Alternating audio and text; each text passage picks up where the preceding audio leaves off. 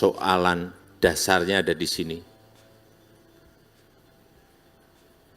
Setahun hanya 500.000. Oleh sebab itu saat itu 2015 saya perintah kepada Menteri ATR, BPN, saya minta 5 juta tahun ini.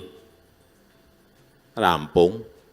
Saya naikkan lagi, saya minta tahun ini 7 juta. Selesai, rampung. Saya minta tahun ini 9 juta. Saya cek, selesai, luluh. Artinya kita ini memang bisa melakukan, bisa mengerjakan. Tetapi tidak pernah kita lakukan.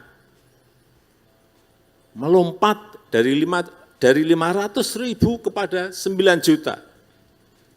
Setahun nyatanya bisa.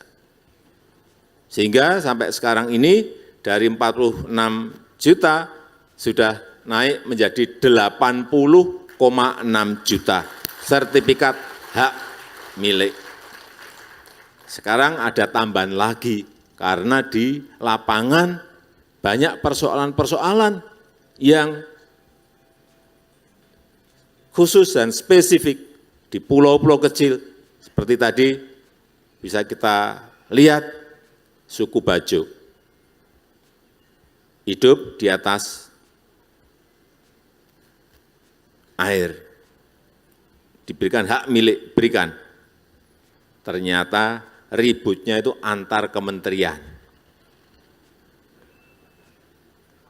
Tidak bisa Pak ini diberi, karena ini ada haknya Kementerian KKP. Tidak bisa diberikan. KLHK juga gitu, enggak bisa Pak. Ini adalah kawasan hutan lindung, karena di situ ada koral, ada terumbu karang, itu hak kami. Ributnya hanya masalah gitu-gitu. Dari dulu, termasuk urusan sertifikat itu ya gitu-gitu itu. Pemerintah daerah, di kabupaten kota, di provinsi, di pusat, tidak bekerja secara terintegrasi. Jalan sendiri-sendiri, egonya sendiri-sendiri. Kalau diterus-teruskan, enggak akan rampung persoalan negara, persoalan bangsa ini enggak akan rampung. Persoalannya kelihatan, solusinya kelihatan, tapi tidak bisa dilaksanakan hanya gara-gara ego sektoral. Itulah persoalan kita. Saya sangat menghargai pertemuan GTRA ini gugus tugas reforma agraria yang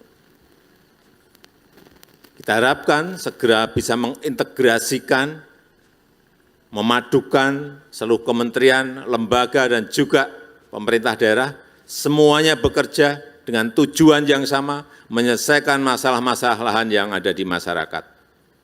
Enggak ada yang lain. Agar sengketa-sengketa lahan itu bisa kita selesaikan. Bahaya loh yang kalau sudah namanya sengketa tanah, sengketa lahan itu bahaya banget. Orang bisa bunuh-bunuhan gara-gara itu. Orang bisa pedang-pedangan gara-gara sengketa lahan. Antar kampung berantem bisa karena sengketa lahan. Rakyat dan perusahaan bisa berantem karena sengketa lahan. Hati-hati, ini hati-hati. Dampak sosial, dampak ekonominya kemana-mana. Dan kalau sudah pegang yang namanya sertifikat, pegang, punya, ini bisa memberikan trigger kepada ekonomi karena bisa dipakai untuk kolateral, bisa dipakai untuk jaminan, untuk mengakses permodalan ke bank, ke lembaga keuangan. Hati-hati, persoalan yang tidak bisa kita selesaikan, merembetnya bisa ke sosial, bisa merembet ke ekonomi.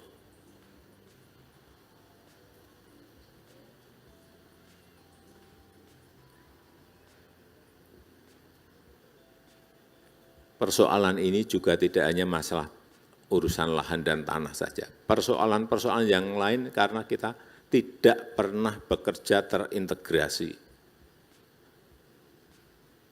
Jalan tol berpuluh-puluh tahun berhenti karena pembebasan lahan.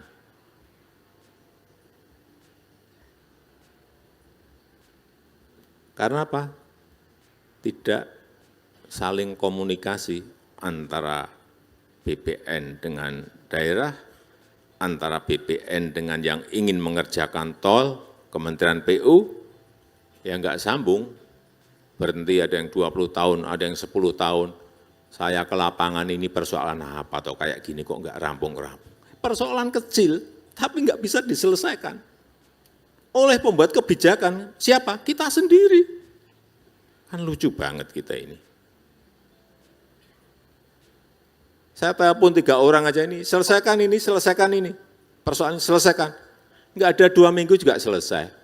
Kenapa nunggu sampai 15-20 tahun?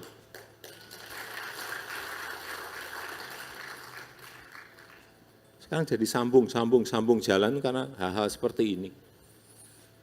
Ini terakhir, saya ingin tegaskan lagi permintaan saya kepada seluruh pejabat pusat maupun daerah, seluruh kementerian dan lembaga, pusat dan daerah, semua lembaga pemerintahan ini harus saling terbuka, harus saling bersinergi tetapi real.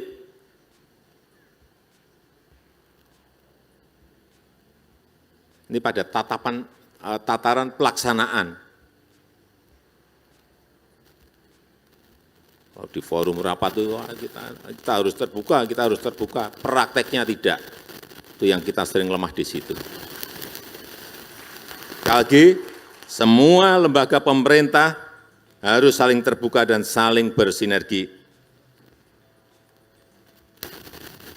Kemudian yang kedua, saya ingatkan lagi, saya tidak bisa mentolerir terjadinya kerugian negara, terjadinya kerugian masyarakat yang disebabkan oleh ego sektoral dan ego lembaga. Enggak, itu sudah stop. Cukup, stop. Persoalan dimulai dari sini. Semuanya harus membuka diri. Inilah saatnya forum ini harus kita hancurkan yang namanya tembok sektoral. Dengan kalau di dalam reforma agraria kita mengenal kebijakan satu peta. Harus semuanya mengikuti ini, harus mendukung ini. Kalau sudah satu peta itu enak banget. Zaman teknologi kayak gini masih pakai manual. Kebangetan banget kita ini. Bangun sistem aplikasi, bangun platform. Sangat mudah sekali. Kita nggak bisa panggil anak muda yang pinter. Buatin platform ini. Gimana caranya agar penyelesaian sertifikat itu bisa selesai dalam hitungan tidak hari tapi jam. Model-model seperti ini yang memang harus kita mulai kalau kita nggak mau ditinggal oleh negara lain.